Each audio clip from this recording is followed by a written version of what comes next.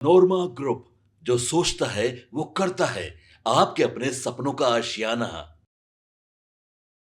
जब भी 2025 के बिहार विधानसभा चुनाव की बातें चल रही हैं तो सबसे पहले इस बात को लेकर के सबके मन जहन में ये बात उठ रही है कि क्या इस बार जो गठबंधन का स्वरूप है वो यथास्थिति रहेगा या गठबंधन का स्वरूप बदलेगा। नीतीश कुमार को लेकर के संशय की स्थिति बनी हुई है और यही कारण है कि खास करके अगर देखा जाए तो एनडीए गठबंधन में सीट शेयरिंग का समझौता अभी तक नहीं हो पा रहा है। सीट शेयरिंग के समझौते के साथ साथ और कई बातें हैं जो इस बार एनडीए गठबंधन को खास करके प्रभावित कर रही हैं। हालांकि हम बार बार ये आपको बता रहे हैं कि महागठबंधन में भी सब कुछ ठीक ठाक नज़र नहीं आ रहा है।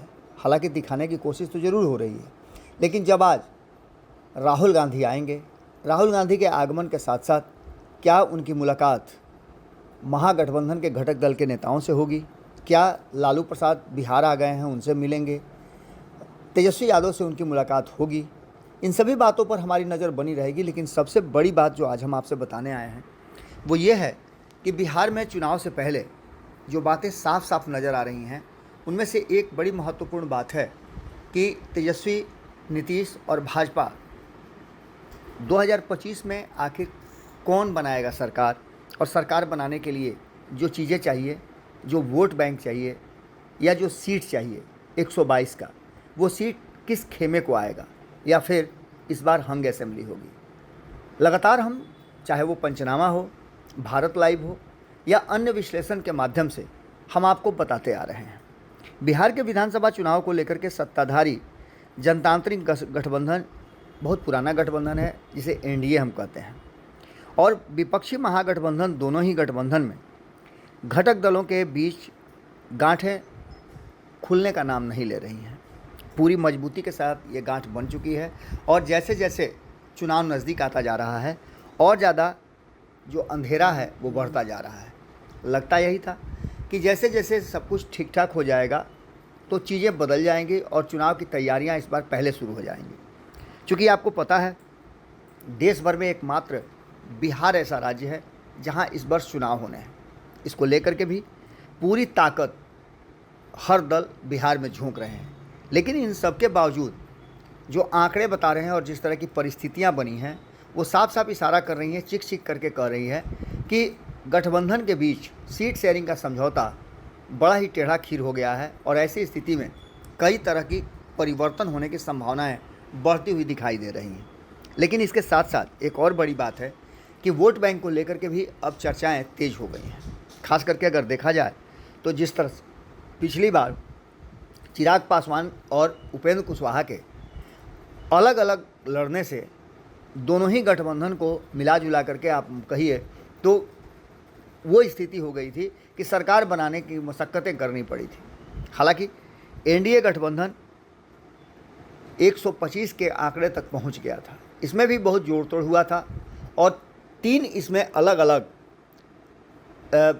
कहा जाए तो पार्टियों से लोग आए थे, यानी 122 तक का ही आंकड़ा था और 3 एक बीएसपी से, दूसरे निर्दलीय और तीसरे लोक जनशक्ति पार्टी से जीत करके आए सदस्य शामिल हो गए थे इन माफ़ कीजिएगा इन एनडीए गठबंधन के विभिन्न दलों में। इसके साथ साथ आपको बता दें कि जिस तरह से दोनों ही गठबंधन में, खास करके अगर महागठबंधन की बात करें तो एक कोऑर्डिनेशन कमेटी बनाई गई है। उस कोऑर्डिनेशन कमेटी के हेड बनाए गए हैं तेजस्वी यादव और उनके अगुवाई में 11 सदस्यीय जो टीम है वो इस पूरे कोऑर्डिनेशन कमेटी के भीतर कई अपने फैसले लेगी।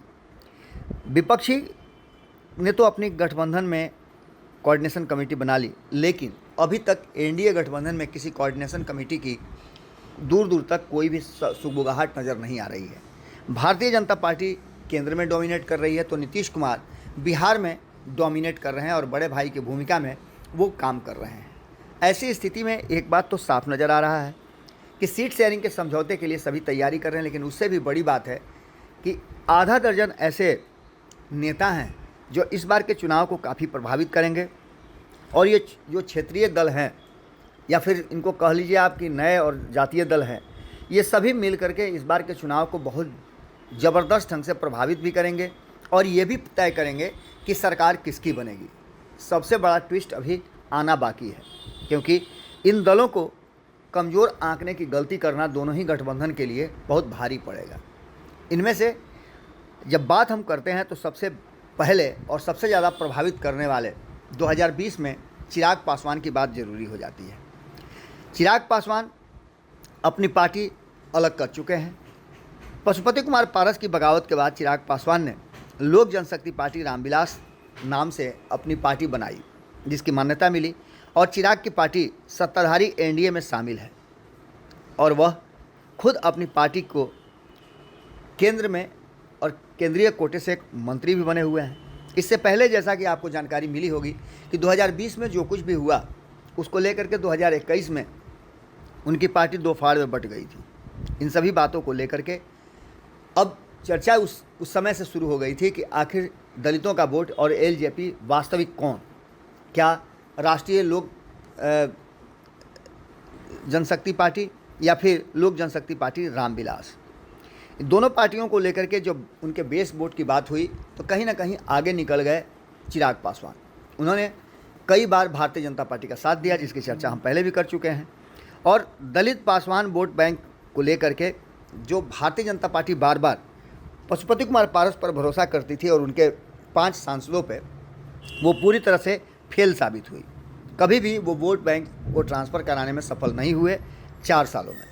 अंततः 2024 के चुनाव में चिराग पासवान को साथ लाया गया और उन्हें 5 सीटें दी गई, जिसमें से उन्होंने 5 सीट पर जीत दर्ज करके 100% स्ट्राइक रेट दिया। और इतना ही नहीं, सबसे अधिक चुनाव प्रचार करके एनडीए गठबंधन की जीत में भी उनकी एक बड़ी भूमिका रही। अगर बात करें जातीय जनगणना की, तो जातीय जनगणना के मुताबिक 59,43,000 के आसपास पासवान वोटर हैं। यह सूबे की कुल जनसंख्या के अनुपात में देखा जाए तो 5.31% है। और इसको लेकर के ये आंकड़े कहीं ना कहीं सुनिश्चित करते हैं कि भले ही चाहे जिस तरह की भी स्थिति रही हो, लेकिन ये वोट बैंक चिराग पासवान के साथ रहा है। किसी के साथ आ जाएं तो उसके साथ जीत के चांस जरूर बढ़ जाते हैं। नीतीश कुमार के बाद अगर बिहार में कोई प्रभावित करने वाला दल है जो कि जीत हार और सरकार बनाने में अपनी महती भूमिका निभा सकता है, तो वो चिराग पासवान है, जिसको उन्होंने स्थापित भी किया है और इसका मुजाहिरा भी किया है। अब सबसे बड़ी बात यह है कि बिहार में जेडीयू पिछली बार जो तीसरे नंबर पर आई थी, उसमें चिराग पासवान की भूमिका बड़ी बताई जाती है।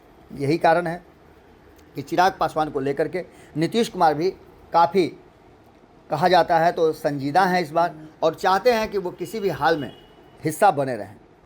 जब बात पशुपति कुमार पारस की होती है तो पशुपति कुमार पारस ने 2021 से लेकर के 2024 तक अपने आप को प्रूफ करने में कहीं ना कहीं कमी कर दी। मंत्री बनने के बाद भी अपने क्षेत्र और अपने लोगों को और अपने गठबंधन के साथियों को संतुष्ट नहीं कर पाए। यही कारण है कि न तो किसी गठबंधन का वो हिस्सा है और न ही किसी गठबंधन में उनकी चर्चा होती है।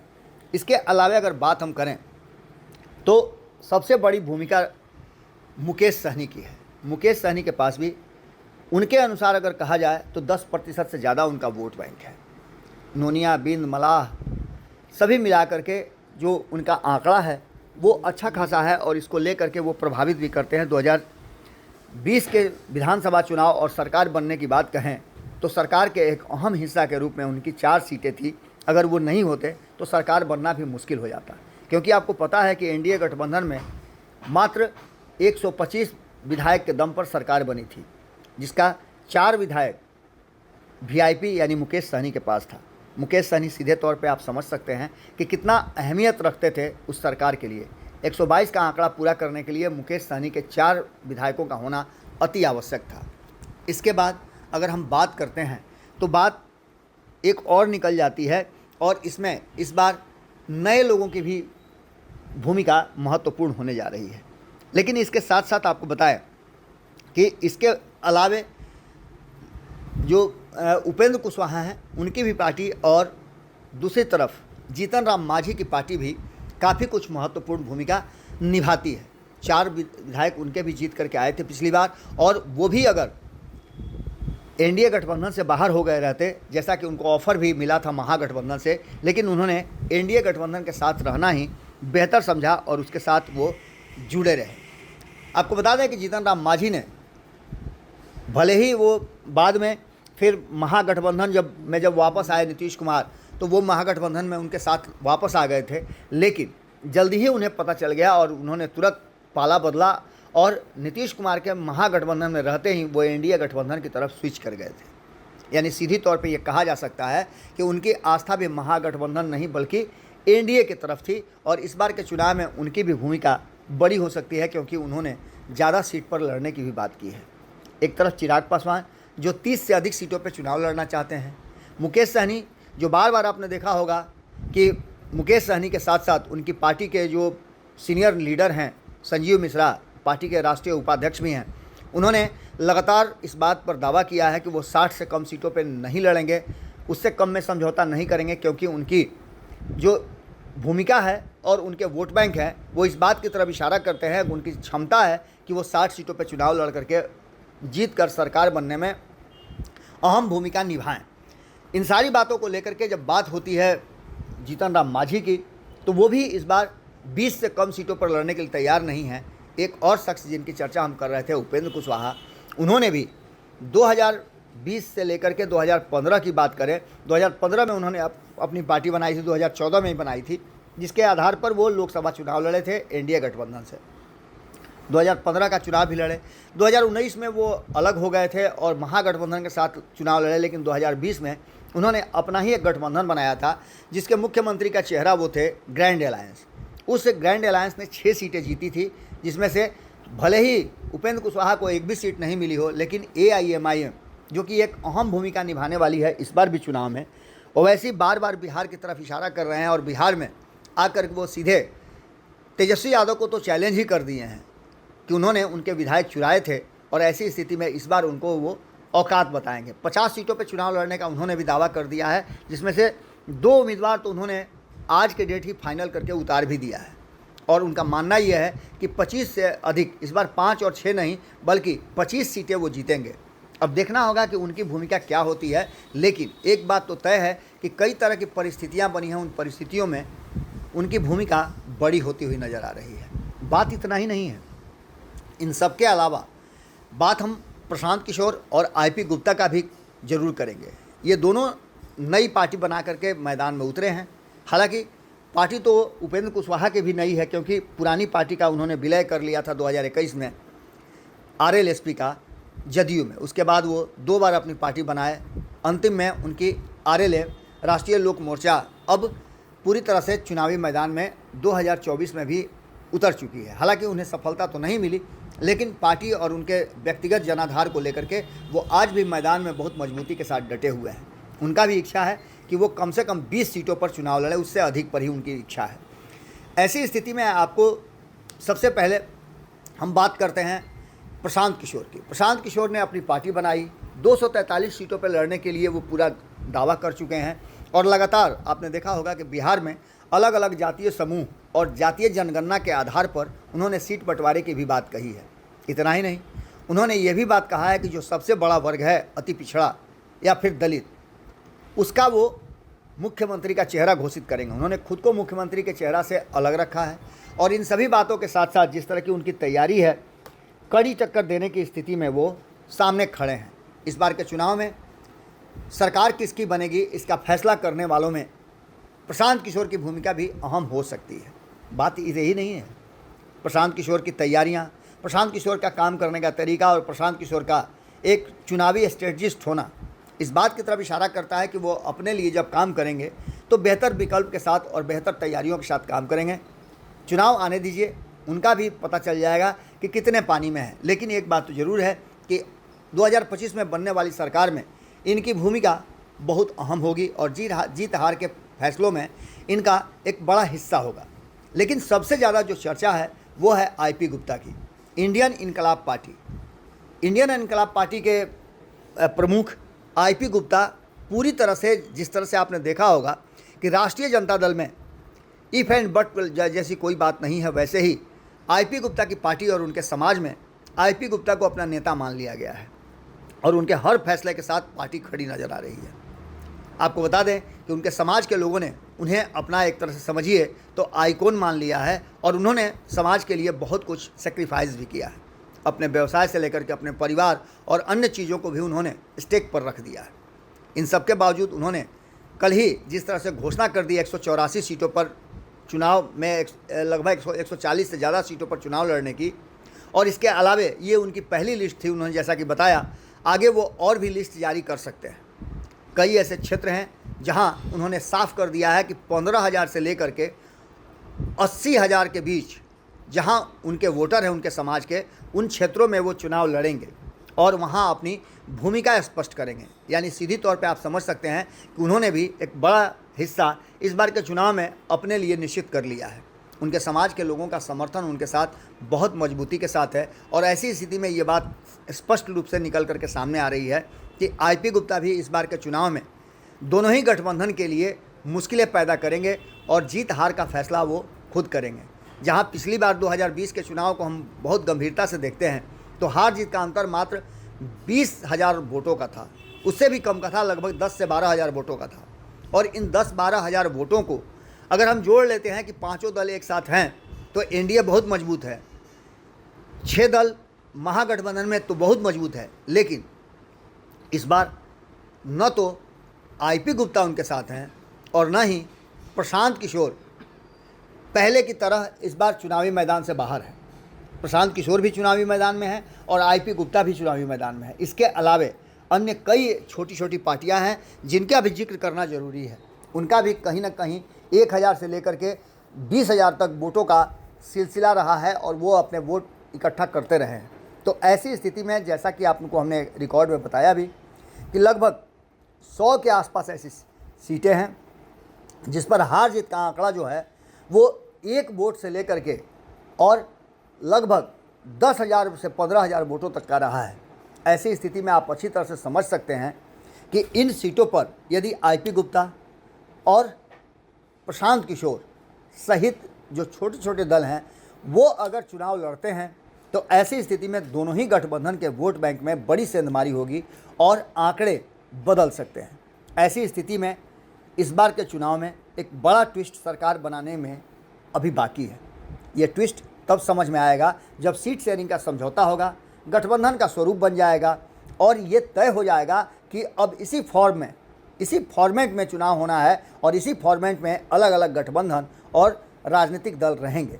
सभी अपने अपने पत्ते छुपा करके रखे हुए हैं और जब पत्ते खुलेंगे तो बिहार की राजनीति में ये साफ हो जाएगा कि किसकी सरकार बनेगी। लेकिन इतना तो तय मान के चलिए कि इस बार सरकार बनाने वालों में कई नाम बिल्कुल चौंकाने वाले और फ्रेश होंगे। इनकी बड़ी भूमिका आगे होगी। अगर ऐसा होता है तो आप मान के चलिए कि बिहार बदलाव की तरफ बढ़ता नज़र आ रहा है। अगर ऐसा नहीं होता है तो ये मान के चलिए कि पारंपरिक तरीके से एक बार फिर बिहार में उन्हीं सब बातों को ध्यान में रखा जाएगा और जातीय के साथ साथ अन्य मुद्दे जो हैं वो गौण हो जाएंगे। खास करके अगर बिहार के विकास की बात करें और बदलाव की बात करें तो इन 6-7 लोगों की भूमिका बहुत अहम इस बार के चुनाव में होने वाली है। इसीलिए हम बार बार कहते हैं कि ये चुनाव न 2005 वाला है, न 2010 वाला है, न 15 वाला है, न ही 20 वाला है। इस बार 2025 वाला चुनाव है और 35 साल के बाद एक बार फिर से बिहार अपने लिए चुनाव लड़ेगा और अपने नेता को जिताएगा। ये भी बातें लगभग क्लियर हैं। जुड़े रहिए भारत लाइव के साथ। खबरों का सिलसिला लगातार जारी है। बहुत बहुत धन्यवाद। आपके सपनों को हमने सजाया है, ई होम्स पैनोरामा को हमने बनाया है। ई होम्स मेरा एक सपना था जिस पे मैं पिछले 4 साल से काम कर रहा था। हमने जो बनाया है वो सबने है माना। ई होम्स पैनोरामा में हो आपका भी आशियाना। और फाइनली हमने 2021 में इस प्रोजेक्ट को लॉन्च किया। बहुत लोग अप्रिशिएट कर रहे हैं कि पूर्णिया जैसे शहर में बिहार के, एक तो बिहार की बात करें उसमें भी पूर्णिया जैसे छोटे जगह में इस तरह का लाइफस्टाइल देना, ये सुन के हम लोगों को बहुत अच्छा लगता है। ई होम्स में हमने कुछ और भी किया है, जैसे हम जिस जगह में रह रहे हैं हमारे फैमिली सिक्योर हो, उनको सिक्योरिटी का ध्यान में रखा है। आपकी सुविधा और सुरक्षा आपके लिए खास है। ये आपका विश्वास है। इसमें आर्टिफिशियल इंटेलिजेंस का 7 लेयर सिक्योरिटी का हमने इस्तेमाल किया है। लस ग्रीन कैंपस को बनाया है। यदि हमारा बाउंड्री वाल है तो वो वर्टिकल गार्डन है।